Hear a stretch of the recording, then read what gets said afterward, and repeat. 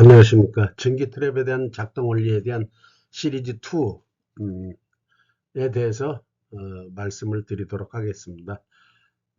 시리즈 1은 대략 그 스팀 트랩에 대한 원리하고 생긴 모양새를 보여드렸는데 2에서도 마찬가지입니다. 그거와 설치되어 있는 부분에 대한 내용을 가지고 말씀을 드리도록 하겠습니다.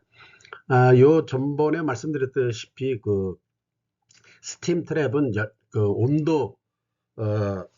온도에 의한 스팀 트랩과 기계식 트랩, 그 다음에 서머 다이나믹 트랩, 디스크 트랩이죠. 연력식 트랩이라고.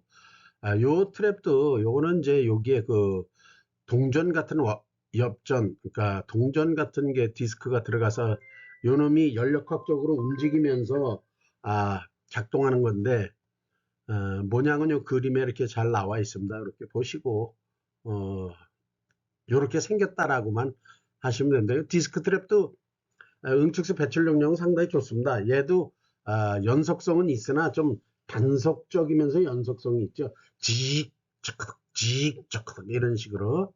그래서 우리가 이 스팀 트랩에서는 가장 좋은 게 기계식 트랩입니다. 그 중에서 볼후르트 트랩을 사용하시면 가장 무난합니다. 배출 능력도 좋고. 서머 다이나믹 트랩의 모양은 이런 식으로 생겼으니 참고하시기 바랍니다. 그냥 그림으로 보고 지금 이러한 상태, 여기 Y자형으로 이렇게 돼 있는데 여기엔 스트레나가 들어가 있죠. 스트레나. 그래서 여기에 설치 방향은 이렇게 설치하는 겁니다. 이거 Y의 스트레나가 반대로 설치하면 안 돼요. 이것도 역시 전기가 이렇게 하고, 모든 트랩이나 이런 그 장치에는 그 유체의 그 흐름 방향이 다 이렇게 표시가 돼 있습니다. 근데 이렇게 돼 있는데도 현장 가보면 가끔 반대로 설치해 놓은 트랩들이 있어요. 그거 참 어떤 훌륭한 분들이 이렇게 시공을 했는지 모르겠습니다. 제가 볼 때는 그 프랑스 파리로 유학을 다녀오신 분들이 아닌가. 프랑스 파리로 유학을 갔다 오긴 갔다 왔는데 제대로 갔다 오시지 못한 거죠. 즉 돌팔이라는 이야기입니다. 자, 스팀 트랩의 갖춰야 할 조건은 불응축 가스를 신속하게 제거해야 되고 응축수를 신속히 배출하고 신뢰성과 효율성이 있어야 됩니다. 아까 말씀드렸다시피 그 정상 작동하기 전에 볼프루트 같은 경우는 그 위에 불응축 가스 제거하는 그 벨로즈 타입 같은 그 제거 장치가 있습니다. 그거 있어가지고 그 볼프루트가 동작하기 전에는 그쪽으로 불응축 가스나 이런 게 나가게 돼 있기 때문에 어차피 불응축 가스는 이 그 설비에 다니면은 좋은 게 아니죠. 트랩을 나와서 응축수 탱크로 와서 거기서 벤트로 나가겠지만은 자장 불응축 가스를 그 트랩 전단에 가지고 있으면 안 되니까 빨리 배출되는 게 좋은 것입니다. 그리고 응축수는 최대한 빨리 신속하게 해서 부하 설비가 잘 동작되게 하는 게 우선이고, 에너지 손실이 전기 누중에 일어나지 않아서 에너지 손실이 있으면 안 되겠죠. 그다음 신뢰성, 믿음성, 장치 용도와 용량에 따른 설치, 그다음에 응축수 이용 설비와 배출 설비 구분. 그래서 신뢰성과 효율성이 있어야 됩니다. 지금 여기 스팀 트랩의 설치는 이렇게 바이패스가 있고, 요게 스트레나, 요게 증기 스팀 트랩, 요 사이트 글라스죠. 응축수가 나가는 거 보이게 하는 거. 그러면 여기에서 응축수 방향은 이 방향이라고 볼 수가 있죠. 사진으로 봤을 때. 그 다음에 여기도 마찬가지고, 여기 있는 바이패스는 이게 스트레나가 Y로 돼 있고, 여기 볼프루트 트랩이 있고, 여기 사이트 글라스, 제가 지금 저 동영상 사진 때문에 안 보이는데, 요렇게 돼 있는 거는 이거 누워있는 형태다 그런데 아닙니다. 요 바이패스를, 왼쪽 사진은 이 바이패스가 수평으로 돼 있는 거고, 요 사진은 바이패스 라인을 상부로 인출해서 이렇게 돌린 형태죠. 그래서 차이가 있는 겁니다. 자, 스팀 트랩을 보면 여기도 사진을 이렇게 해놨는데, 이걸 참고로 하셔서 현장에 이런 게 잘못되어 있거나 거꾸로 설치되어 있는 것을 확인해서 제대로 바로 잡으시기 바랍니다. 요 버킷 트랩이죠. 이건 버킷, 요 스트레나, 게이트, 요 사진은 아마 전단에 있던 사진하고 똑같은 거 봅니다. 요 볼프루트, Y 스트레나, 요거 사이트 글라스, 응축수 나가는 거 보이게 돼 있죠. 그리고 스팀 트랩을 설치하는 데 있어서 요렇게 메인 주중기관이 가는 데 있어 가지고 응축수가 그러니까 스팀이 메인 주중기를 가다 보면은 열 손실이 나면서 바로 응축이 되죠. 증기가 응축되면 배출을 시켜야 워터함마를 안 치죠. 이게 쭉 가다 보면. 그래가지고 이렇게 뽕따기로 해가지고 중간에 응축수를 배출시키면은 이 응축수가 잘 빠지진 않습니다.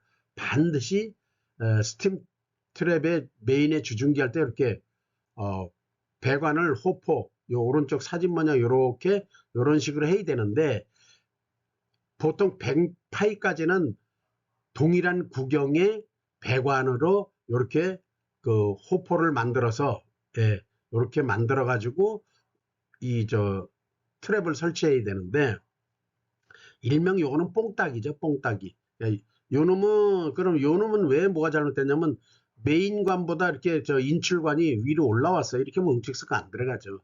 항시 응축수가 충분히 들어올 수 있는 구조로 만들어서 이렇게 트랩을 설치해야 된다는 이야기입니다. 그 다음에 우리가 이렇게 밥솥이라든가 국솥이 여러 개 있을 때 또 이와 같이 방열 코일이 이렇게 3개가 있어요.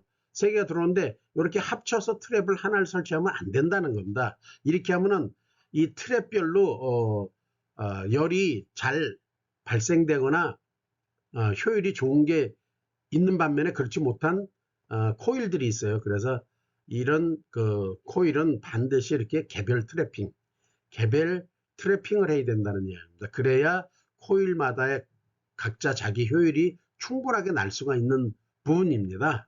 예, 그걸 참고하시고 이렇게 트랩을 설치할 때 이렇게 설치하는 부분, 이거 지금 사진에 지금 안 보이는데, 예, 이렇게 설치하면 이거 안 된다는, 저도 이게 뭔지 모르겠네. 저것 때문에 안 보여서 다음에 한번 저거 한번 다시 말씀을 드리도록 하겠습니다. 그 다음에 그룹 트래핑이라고 그러죠. 이거는 그룹 트래핑. 예, 이렇게 쿠커 같은 게 이렇게 여러 개 있을 때 이렇게 들어가는 압력도 좀 차이가 있죠. 길이에 따라. 근데 응축수도 이렇게 쪼르륵 모아서 하나의 트랩으로 설치하면 안 돼. 그룹 트래핑. 이것도 다 개별 트래핑으로 바꿔야만이 이 쿠커가 자기 효율을 발생할 수 있고 제대로 동작이 됩니다.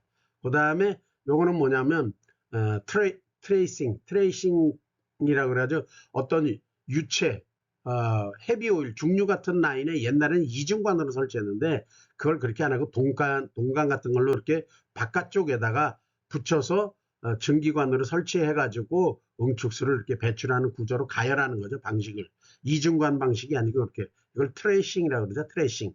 이렇게 해도 이게 충분히 가능하니까 이렇게 설치하는 게 좋다. 이중관 같은 거는 중간에 터지면 나중에 아주 난리가 납니다. 그리고 스팀 트랩을 설치하는데 이와 같이 상부에 있는 트랩을 배관을 쭉 끌어내려서 하부에다 이렇게 설치하면 안 된다는 거죠.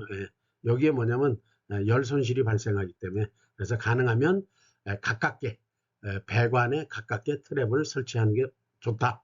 그 다음에 이 트랩 바이패스를 설치하는 것도 마찬가지입니다. 이렇게 바닥으로 끌어내려서 이렇게 설치하지 말고 이렇게 나와서 측면으로 이렇게 응축수 바이패스를 설치하는 게 보다 효과적이고 경제적일 수가 있다.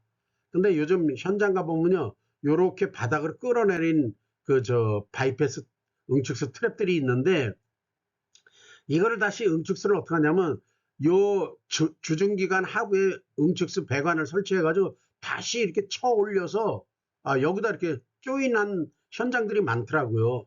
이렇게 하면은 응축수도 배출되는 게 좀 문제가 있고 그 다음에 워터마 현상도 많이 일어납니다. 그래서 이렇게 설치하지 마세요. 가능하면 이렇게 하려면은 왼쪽과 같이 설치해서 바닥으로 해서 아랫부분으로 해서 응축수를 끌고 나가는 게 좋다라고 봅니다. 감사합니다. 3편에서 보겠습니다.